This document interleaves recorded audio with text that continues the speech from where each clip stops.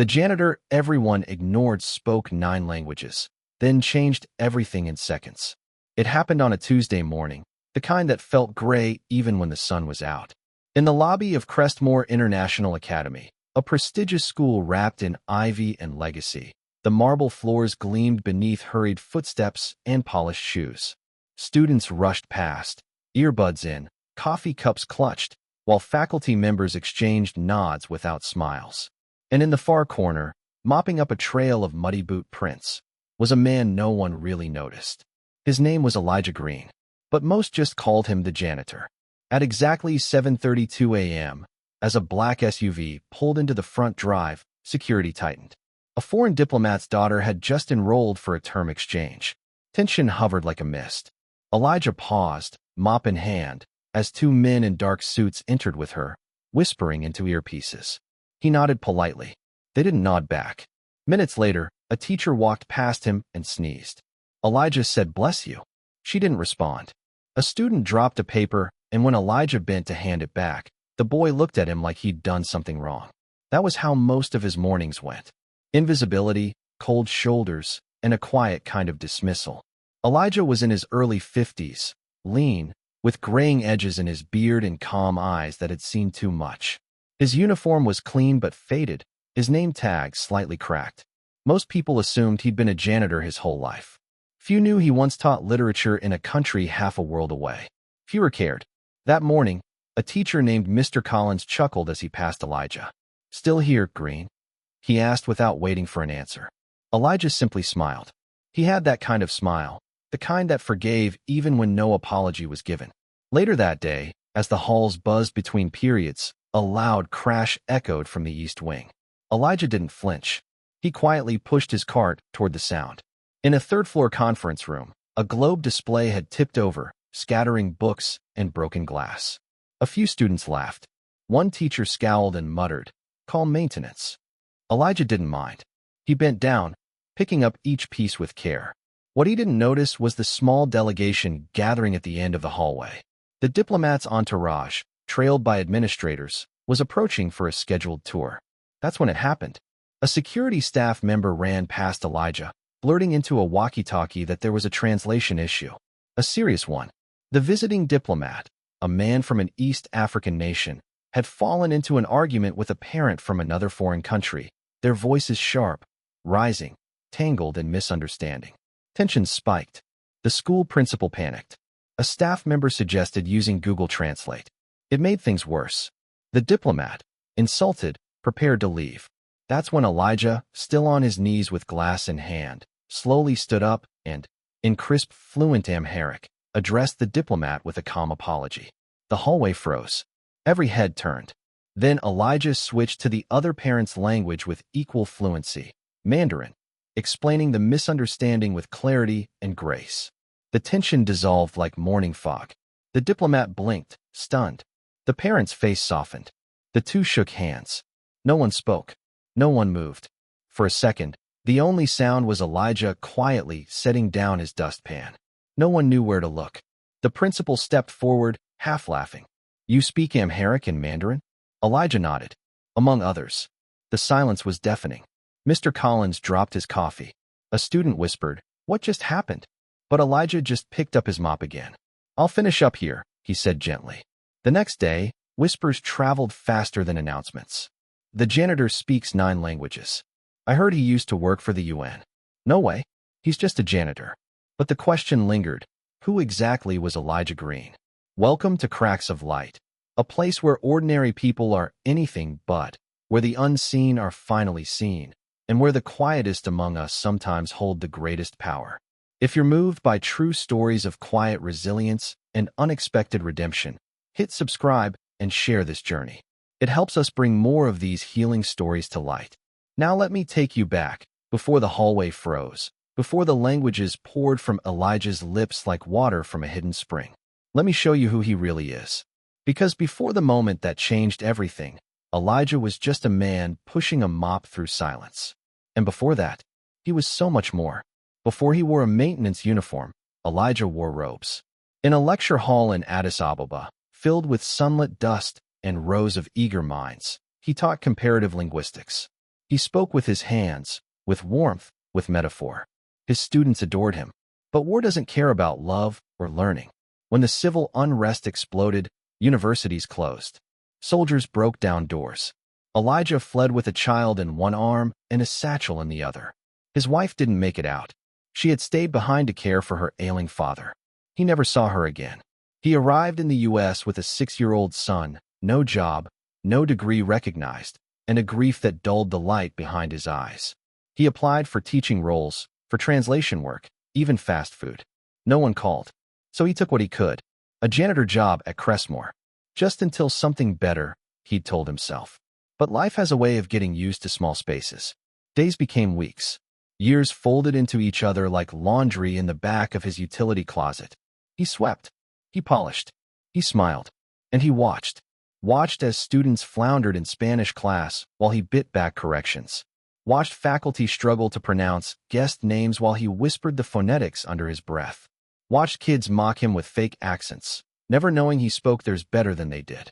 He stayed quiet, not out of shame, but out of grief, out of fatigue, and maybe, just maybe, because no one ever asked. It wasn't that he didn't care. He cared deeply. He helped a student carry her books when her cast made walking painful. He turned off hallway lights so a boy with sensory issues could pass through undisturbed. He brought spare food on holidays, left anonymously in teacher lounges. No one thanked him, and he never asked for thanks. But each small act was a whisper to the world. I am still here. There was one teacher, though, who noticed. Ms. Daniels, art teacher, quiet like him. She once found a note taped to her office door, correcting a French phrase in her mural. She smiled. Thanks, Elijah, she'd said softly into the empty hallway. He had nodded from afar. Then came the diplomat incident. And suddenly, Elijah's name was on everyone's lips. That same afternoon, he was called into the principal's office. A panel was waiting. Some from the district. One from the Department of Education. Another in a black suit he didn't recognize. Mr. Green, they asked, where did you learn to speak 9 languages? Elijah shrugged. I lived a long life. Can you prove your credentials? Not in ways that matter here, he said gently. But I can speak. And I can listen. They sat in silence. Finally, the man in the black suit said, would you consider consulting with us on diplomatic student affairs? Elijah blinked. I'm not qualified. You just diffused an international incident with 2 sentences. He smiled, but it didn't reach his eyes. Sometimes, words do more than mops. They gave him time to think. He walked home that night slower than usual, past rows of streetlights that buzzed softly overhead. He passed a boy selling candy by the train station and bought one, even though he didn't like sweets. He sat on a bench, candy in hand, and for the first time in years, felt something inside loosen. That night, he opened the worn trunk at the foot of his bed. Inside were old diplomas, photos of his wife, pages of poetry, and 5 alphabets. He touched each one like it might vanish. Then, beneath them, he found a note his son had once written. Dad, I told my teacher you speak every language. She didn't believe me. But I do. Elijah smiled. And this time, it reached his eyes. The next morning, he returned to school, mop in hand. But this time, every person who passed him looked. Some nodded. A few smiled. One student even whispered, thank you. He didn't need applause. But something had changed. And the change was just beginning. The days that followed moved slowly, but something in the air at Crestmore Academy had shifted. Whispers replaced silence. People who had never once acknowledged Elijah now greeted him with tight smiles, curious glances, unsure of how to act around someone they had so clearly misjudged. The students whispered more boldly than the teachers. Is it true? He used to be some kind of ambassador? I heard he speaks ancient Greek like it's English. Elijah said nothing. He kept to his routine, pushing his cart down hallways washed in morning light, polishing doorknobs and emptying trash bins with the same quiet care he had always shown. But now, the silence was different. No longer the hush of being ignored. It was the quiet before something wakes up. On the 3rd day after the incident, a substitute teacher in the French department passed by him in the stairwell. She paused, squinted at his name tag, and asked in a thick Parisian accent, Vous parlez français? Elijah turned to her, gently, and replied in a fluent Parisian dialect, Oui, madame. Depuis Ellen fonce. Her jaw parted just slightly before she smiled, nodded respectfully, and walked on. He didn't tell her that he once translated poetry from Rimbaud and Neruda as part of a research fellowship before war took everything. He didn't need to. That morning he found a fresh croissant and a sticky note left atop his cleaning cart. It read, "Merci for your voice." Still, not everyone was kind. At the staff meeting the next week, Mr. Collins rolled his eyes when Elijah's name came up. "We're just handing out roles to janitors now," he muttered under his breath. "What's next? The lunch lady on the school board?" Others chuckled, the kind of low snickering that dies quickly when someone important walks into the room. But Elijah was never in that room. He was outside it, always. He heard the echoes, of course, but never gave them back energy. He was used to being talked over, dismissed. It no longer hurt, but it no longer meant nothing either. One afternoon, a group of seniors gathered near the vending machines, laughing at a video someone had taken of Elijah bending over to clean a hallway corner. Someone had added fake subtitles and dubbed in gibberish to mimic foreign languages. The video had thousands of views by the time the school board caught wind. Elijah never saw it. He didn't need to. He could feel it in the way some kids wouldn't meet his eyes. The principal asked him gently, "Would you like us to press disciplinary action?" Elijah shook his head. "They're just children," he said, "and they don't know what they're laughing at." What he didn't say was that he had seen things far worse than ridicule. He had survived regimes where laughter came only from those with guns. That night, alone in his one-bedroom apartment, Elijah sat by the window. The city hummed outside. On the kitchen table lay a letter he hadn't yet opened from the Office of Refugee Affairs. He knew what it was, a final decision on a renewal status he had been waiting for. The envelope felt heavier than it looked. He didn't touch it. Instead, he pulled out an old notebook filled with sketches and foreign characters and began writing. It had always calmed him to write. Not just in English, but in Amharic, in Swahili, in Russian, sometimes even Latin. It reminded him of the parts of himself that hadn't yet been erased. The next morning he arrived early, like always, but something strange had happened overnight. A letter had been taped to his supply closet door.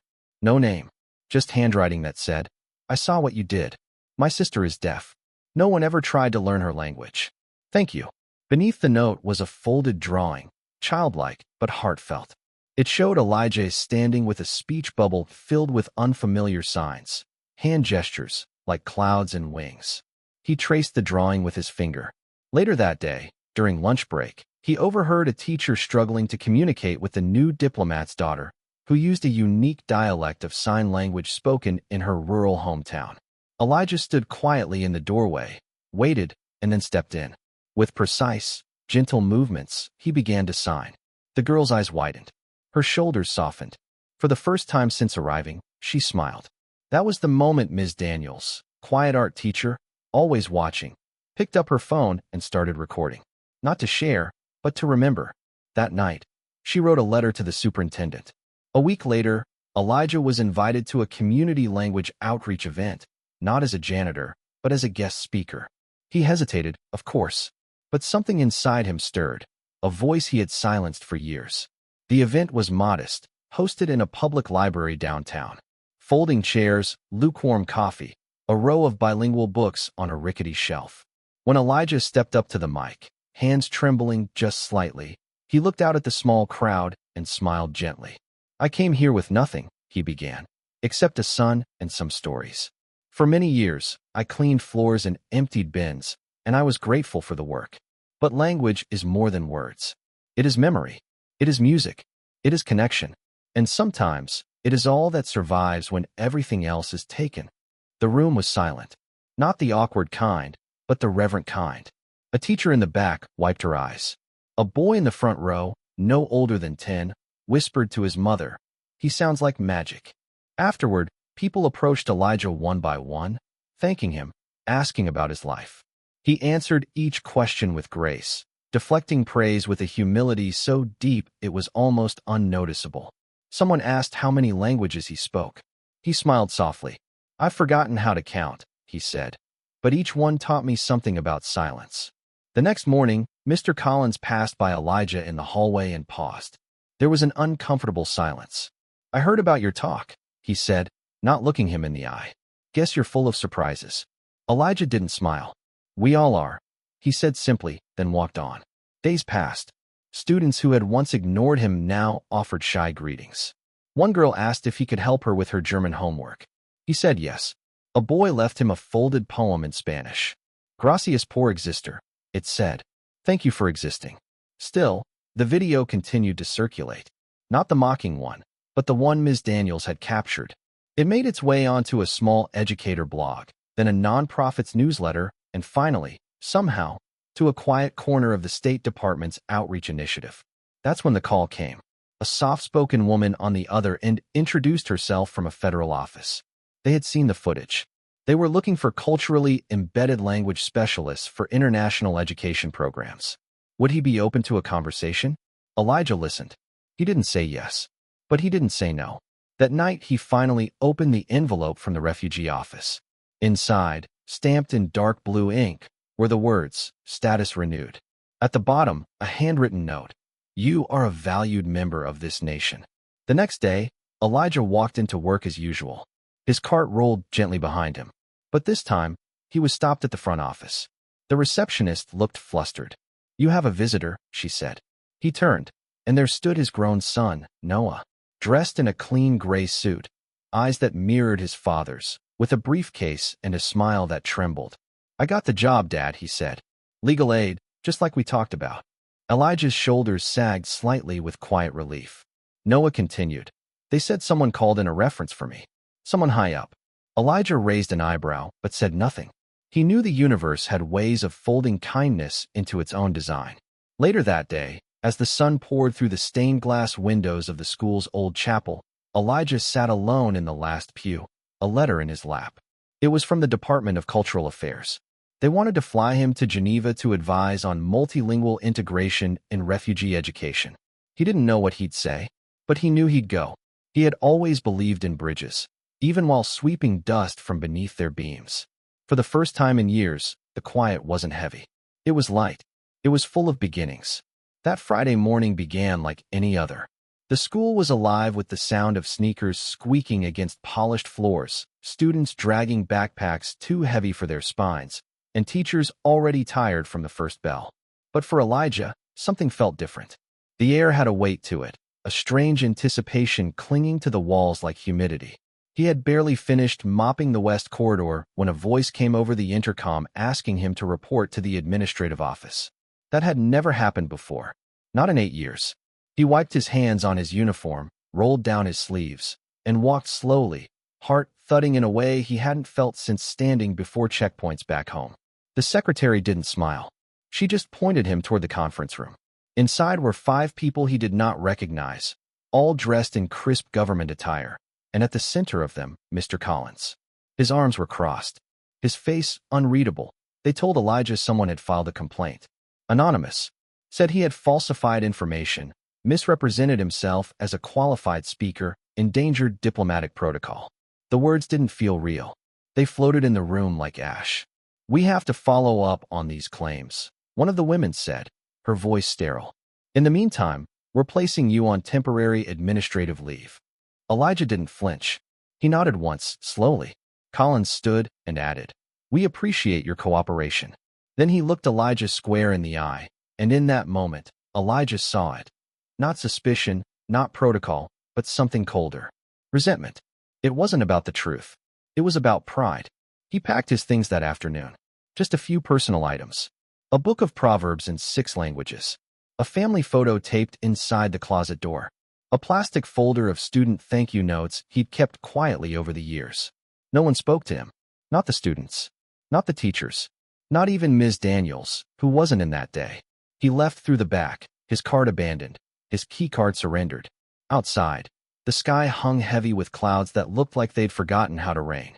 He walked for a long time, past alleyways, past storefronts, past people who didn't know him and never would. At one point, he stopped at a bus shelter and just stood there, hands in his coat pockets, watching cars slide by like memories. By nightfall, Elijah was seated on a worn wooden bench at the edge of Franklin Park, a paper bag in his lap, holding 2 egg rolls and a bottle of water. He didn't eat. He didn't drink. He just stared. He thought of his wife, the way she used to laugh with her whole chest, the way she could command a room and still find time to mend the world's smallest wounds. He thought of his son, how proud he had been just days ago, how excited to step into a world Elijah had once dreamed of entering himself. He wondered if he had made a mistake, letting himself be seen. For so long he had hidden in the quiet, and maybe, just maybe, that had been safer. Back at the school, a storm was gathering. Word had begun to spread, not of Elijah's suspension, but of who had initiated it. A substitute overheard Mr. Collins bragging that he got rid of the janitor. Someone posted about it anonymously on the student forum. He was our hero, and they threw him away. A group of seniors began organizing. Not loud, not with signs or chants, but in whispers. They compiled testimonials, gathered recordings, reached out to parents. Even some faculty joined in secret. The art teacher returned from her absence and walked straight into the principal's office. She placed a thumb drive on the desk and simply said, "Watch it." Meanwhile, Elijah sat in the dim light of his apartment, surrounded by shadows. The mail piled untouched near the door. His phone buzzed once with a message from Ms. Daniels. "Please don't disappear." He didn't respond. Instead, he reached for the old radio by the kitchen sink, the one his wife had bought from a flea market, and turned the dial until static melted into melody. A soft, sorrowful tune in a language only he understood played through the speaker. He closed his eyes. For a moment, he was back home. Before the war. Before the silence. But silence doesn't last forever. At 2 a.m., a knock broke through the stillness. He hesitated, then opened the door. A teenage girl stood there, wrapped in a coat too big for her frame, holding a folder to her chest. "I'm sorry," she said, eyes wide. "I found your address on an old school roster. I didn't know where else to go." Her name was Layla, the diplomat's daughter. She had seen the complaint letter Mr. Collins had drafted. She had heard her father speak of Elijah with reverence. She had watched the video of him signing to her and had cried afterward, not just because she felt heard, but because for the first time, someone had spoken to her like she mattered.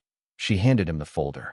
Inside were handwritten letters from students, drawings, notes in different languages. One read, "He taught me more in 5 minutes than anyone did all semester." Another simply said, "He made me want to learn again." Elijah sat down, speechless. His hands trembled as he turned each page. At the bottom of the pile was a final envelope. Inside it was a letter from the Department of Cultural Affairs. "Despite recent allegations, our committee stands by our invitation. We believe integrity needs no defense. We await your response." That night Elijah didn't sleep. He watched the sun rise with a cup of tea in hand and something like hope pressing against his ribs.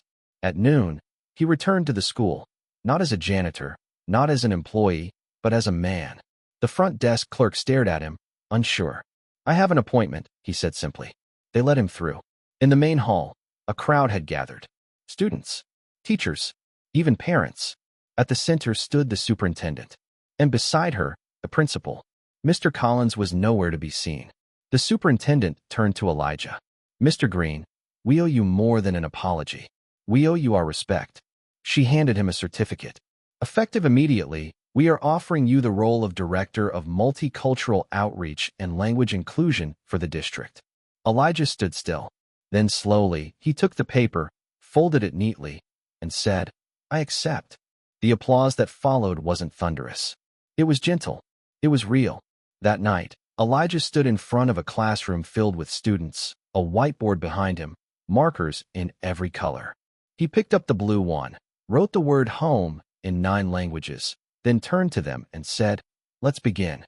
The classroom filled with quiet anticipation as Elijah stood before the whiteboard, the word home, written in 9 distinct scripts behind him. There was something in the room that couldn't be named, like reverence, but warmer, an understanding that this was no ordinary lesson and he was no ordinary teacher. Some of the students were there by choice. Others had wandered in out of curiosity, and a few simply didn't want to return to their regular classes. But as Elijah began to speak, none of them looked away. He didn't start with grammar or vocabulary. He started with a story about a boy in Ethiopia who learned French before he learned how to tie his shoes, who used language not as a tool to sound important, but as a bridge to understand the people who passed through his father's modest bookstore. The students leaned in. One girl in the front row whispered to another, "He's not teaching, he's telling a story." And he was. He told them how language can carry not just words but memories, that when you speak to someone in their native tongue, you speak to their soul, not just their ears. As the weeks passed, his small elective grew into a sought-after program. Teachers from other schools came to observe. Parents asked if their children could transfer. The school board, initially skeptical, began featuring Elijah's classes in newsletters and donor events. But none of that changed him. He still arrived early, still swept the hallways if he saw a mess, still greeted every custodian with the same quiet respect he always had. One afternoon, a new janitor spilled a bin of supplies outside the faculty lounge. Without hesitation, Elijah bent down to help. A teacher passing by stopped, stared, and said, "You don't have to do that anymore." Elijah looked up, smiled, and replied, "That's where you're wrong." Still, not everyone celebrated the change. Mr. Collins had resigned quietly, but his bitterness remained, whispered through those who felt threatened by Elijah's rise. Anonymous comments surfaced online. "He's not even certified. This is performative." But those who knew him ignored the noise. And those who didn't slowly came to see the truth. The turning point came during a district-wide emergency preparedness drill. A real incident erupted during the simulation. A fire alarm misfired during a multilingual parent-teacher meeting, and panic broke out. Amid the chaos, it was Elijah who stood on the cafeteria table, issuing calm instructions in Arabic, Spanish, Mandarin, and ASL. The room calmed within seconds. No one forgot that moment, especially not the board chair, who later said in an interview, "That man didn't just prevent a stampede. He reminded us why inclusion isn't a luxury, it's a necessity." Word of Elijah's story reached beyond the district. A small profile was published in a national educators journal. Then came a call from a prominent university inviting him to speak at their annual symposium on cross-cultural communication. Elijah hesitated, unsure, but it was his son who convinced him. "Dad, they need to hear you, just like I did." So he went, and when he stood behind the lectern, facing rows of academics and professionals, he didn't quote theories or cite studies. He told the story of how he once lost everything but still carried 1,000 words for hope in his chest. He ended with a line that would later be reprinted on a mural in the school lobby. "Languages don't divide us. Our fear of each other does." Back at Cressmore, Ms. Daniels organized a quiet celebration for Elijah's return. Not a party, just a gathering of students and staff in the art room, surrounded by murals they'd painted together, each wall inscribed with greetings in different languages. Someone handed Elijah a small wrapped box. Inside was a gold-plated name tag. It read, "Elijah Green, Director of Language and Inclusion." He held it for a long moment, then pinned it to his chest, over his heart. He didn't speak. He didn't have to. Outside the room, a crowd had gathered. Students who had once walked past him without seeing him, teachers who had once offered no more than a nod. One by one, they approached him. A shy student bowed and thanked him in Japanese. A young teacher said merci through tears. Even the school nurse, who had never spoken more than a sentence to him, squeezed his hand and said, "Thank you for being the kind of man who makes all of us better." And then, the most unexpected visitor arrived. The diplomat whose daughter had been saved by Elijah's calm and fluency stood at the door, holding a thin leather folder. He greeted Elijah in Amharic, and when Elijah responded with ease, the man smiled and said, "My government would like to extend an official invitation for you to serve as a cultural advisor at our embassy." A gasp rippled through the room. Elijah was quiet for a moment. "I'm honored," he said, "but I have students to teach." The diplomat nodded. "Then we will bring the embassy to you." From that day forward, the school became a hub for cross-cultural learning. Programs were developed under Elijah's guidance, not just for students, but for teachers and staff. Interpreters were hired. Cultural training was implemented. Language clubs blossomed. Students who once felt like outsiders now stood tall.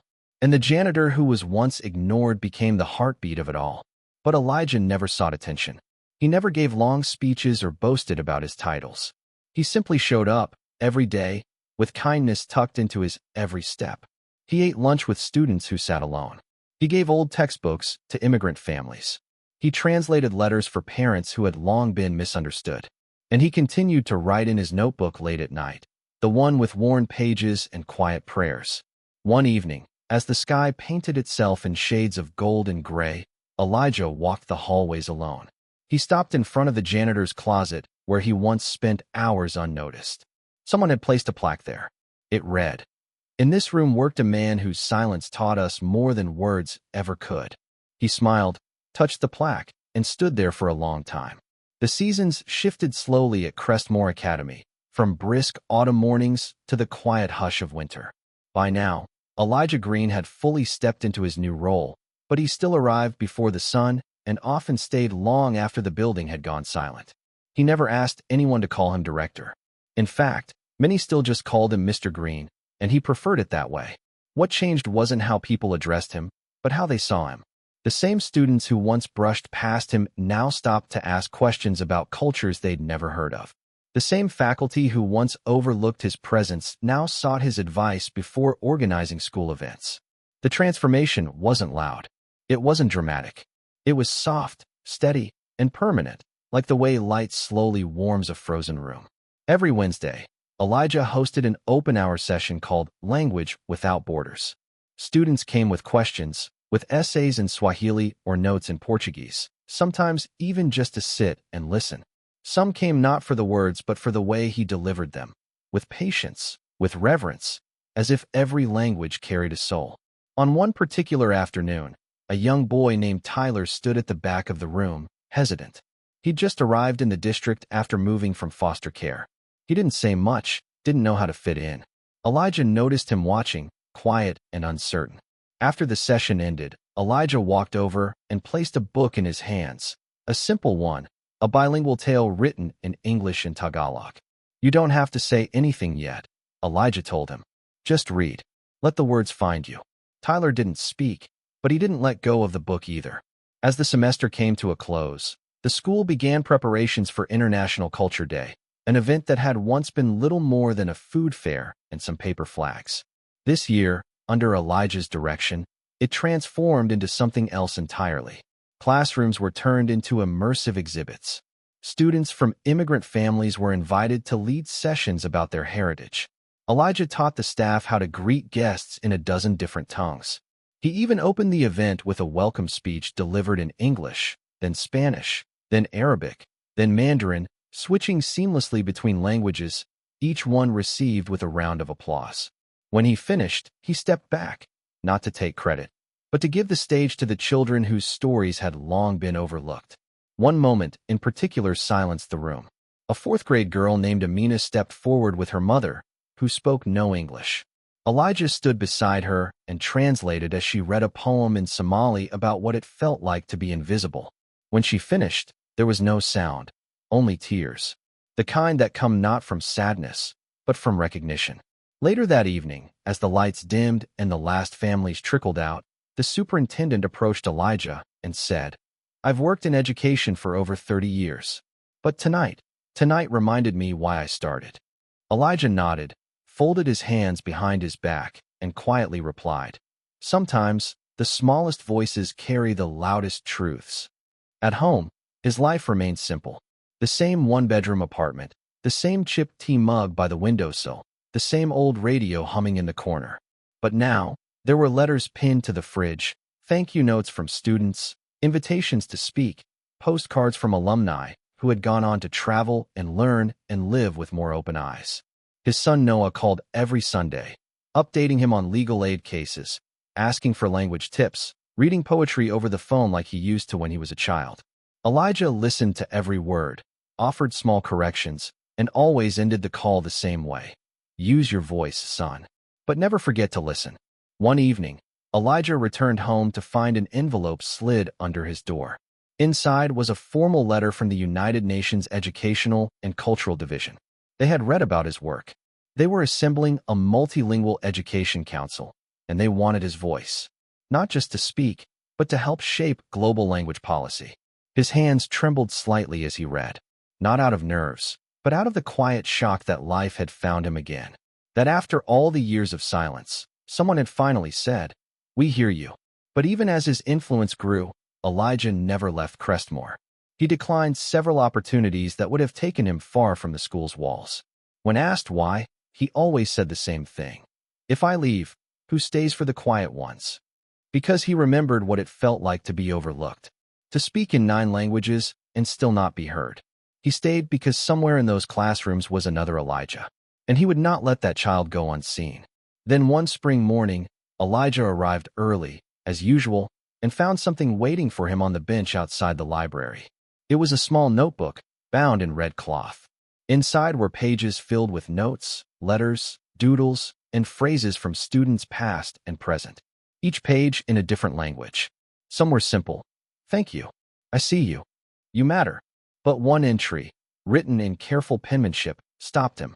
It read, "Mr. Green, I never knew who I was until you spoke to me in my mother's words. I want to be like you. I want to listen."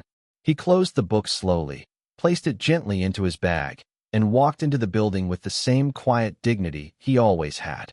Later that day, while standing at the back of a school assembly, a young girl tugged on his sleeve.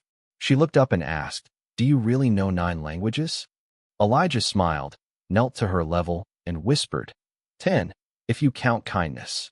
That night, he sat by the window, tea in hand, listening to the world hum in its own rhythm. A gentle knock came at the door. It was Ms. Daniels, carrying a wrapped package. "You never let us celebrate you," she said. "But it's your 10-year anniversary at Crestmore." He opened it to find a painting, a portrait of him standing in the hallway, surrounded by students from all backgrounds, their faces turned toward him, listening. He touched the corner of the frame, eyes wet, voice steady. "Thank you, not for the painting, but for seeing me." And finally, just before midnight, Elijah returned to his notebook. He turned to a fresh page, wrote the word gratitude in 9 scripts, then looked out into the night. The city pulsed softly, the world outside full of voices, some waiting to be heard. He closed his eyes and whispered into the quiet, "May they all be spoken to and understood." The final bell of the school year rang with a kind of reverence. Not the wild, screeching sound of restless students fleeing the halls, but a calm exhale, as if the building itself knew something sacred had unfolded within its walls. Elijah stood at the second-floor landing, watching as students hugged, teachers packed up papers, and laughter echoed softly through the corridors. A breeze drifted in through the open windows, carrying the scent of cut grass and blooming magnolia. It was the kind of day that felt like a chapter ending, not with noise, but with grace. He walked slowly through the halls, pausing to touch the painted murals on the walls, the ones that now included phrases from languages once ignored. He didn't need to say anything. The paintings spoke for themselves. Outside, under the shade of an old oak tree, a group of students sat waiting with notebooks and colored pens. One called out, "Mr. Green, will you read for us?" Elijah smiled and took a seat on the bench beside them. He opened a worn paperback from his satchel, Rumi, in its original Persian, followed by an English translation. As he read, the students listened, not just to the words but to the space between them. The sun glinted off the bronze plaque that had recently been placed on the bench, in honor of Elijah Green, whose words built bridges we still cross. Life beyond the school had also begun to shift.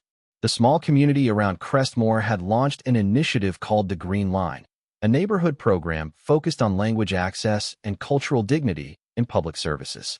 City council members requested his presence at meetings. A local university offered to name a community language scholarship in his honor. But Elijah, as always, responded gently. He accepted, not for recognition, but because he believed in the work. He never stopped showing up for the small moments. Translating a notice for an elderly couple, writing a college recommendation in 2 languages, sitting with a grieving parent in silence because sometimes silence speaks loudest.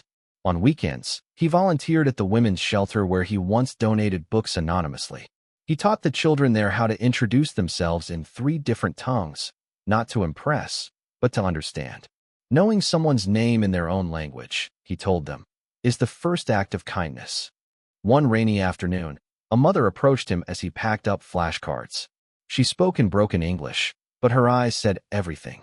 She placed her hand over her heart and simply whispered, "You helped my son speak again." Elijah bowed his head and said nothing, not because he lacked words, but because he respected theirs. Years passed quietly. The portrait Ms. Daniels painted now hung in the school's main office. Visitors often asked who the man in the painting was.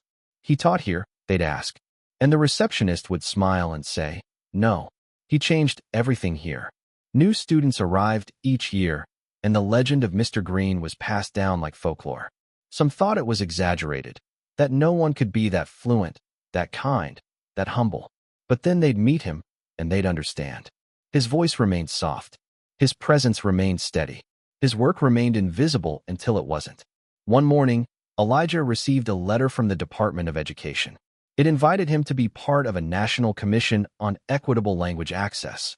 They wanted to fly him to Washington, arrange accommodations, assign him staff. He folded the letter and placed it on the windowsill beside the others. He didn't go.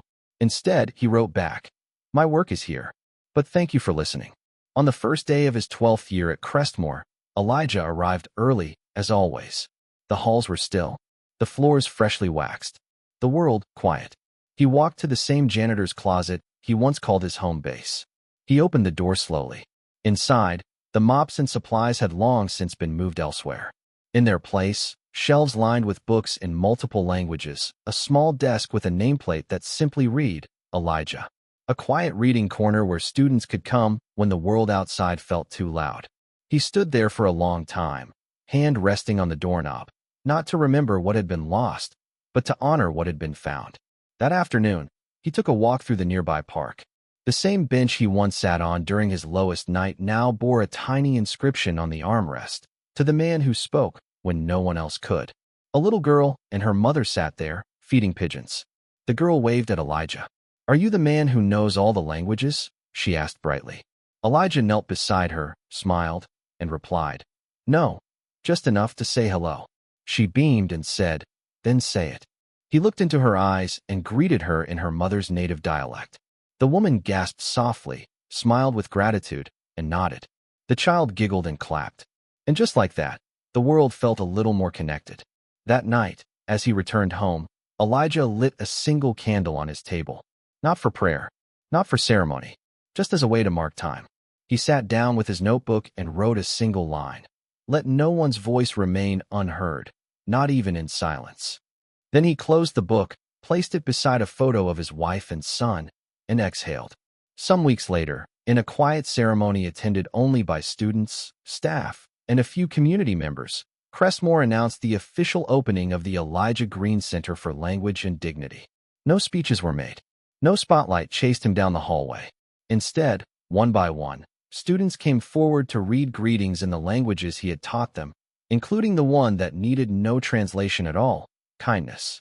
And somewhere in the back of the room, Elijah stood with his arms folded gently behind him, watching, listening, smiling, not to be recognized, but to recognize in them what had always been true, that understanding each other isn't about brilliance or title or applause.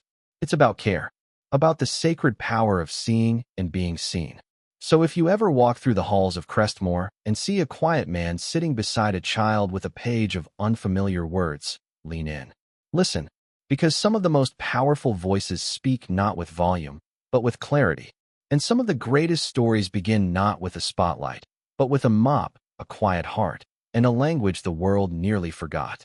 Thank you for spending time with us here at Cracks of Light. If this story moved you, inspired you, or reminded you of someone in your own life who's gone unseen for too long, take a moment to share it. And if you haven't already, subscribe to our channel. Every view, every comment, every heart shared gives us the strength to keep telling these stories. Stories that heal, stories that uplift, stories that remind us of the quiet brilliance in everyday people. Because somewhere out there, someone is waiting to be heard. And maybe, just maybe, that someone is you.